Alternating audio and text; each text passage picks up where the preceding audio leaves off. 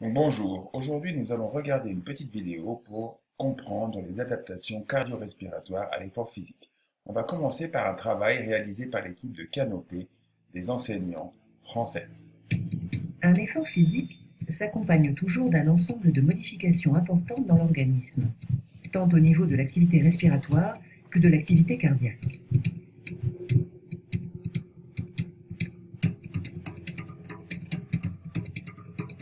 Lors d'un effort, les muscles en activité ont besoin de dioxygène dont la consommation augmente.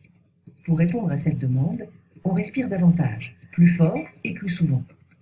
On parle d'augmentation du débit ventilatoire.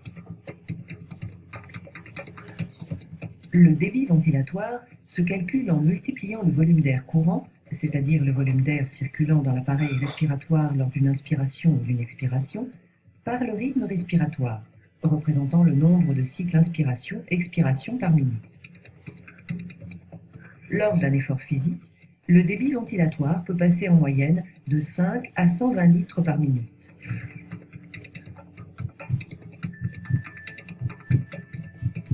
Cette augmentation du débit ventilatoire résulte de l'accroissement du nombre de respirations, qui passe de 16 mouvements par minute environ au repos à une cinquantaine pendant l'effort. Mais elle résulte également du volume d'air courant qui varie d'un demi-litre au repos à 3 litres au cours d'un effort intense et prolongé.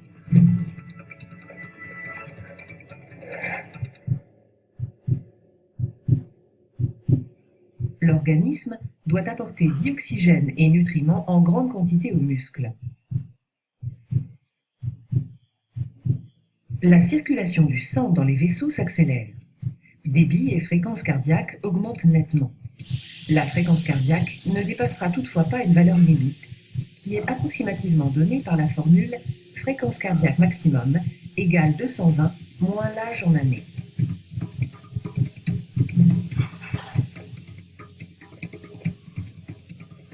Enfin, l'intensité respiratoire s'accroît tout autant, c'est-à-dire la quantité de dioxygène consommée, principalement pour alimenter les muscles en activité.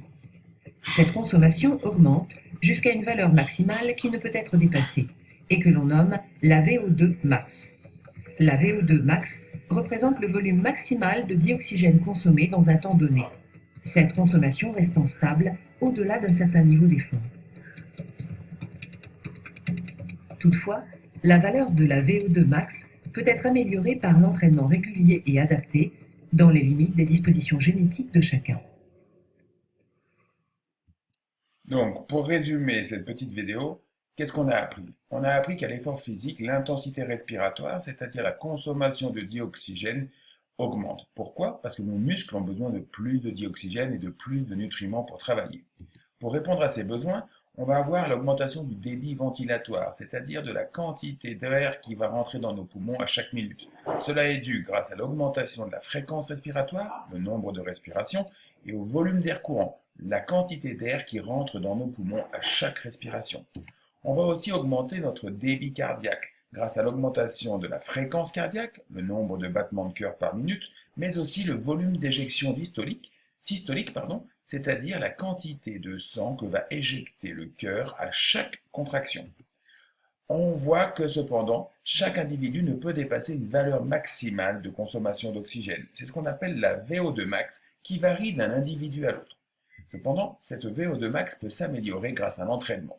En effet, si je regarde ces chiffres, je vois que, à l'effort maximal, le sujet sédentaire comme le sujet entraîné atteint la fréquence cardiaque maximale, c'est-à-dire le nombre de battements de cœur maximal possible.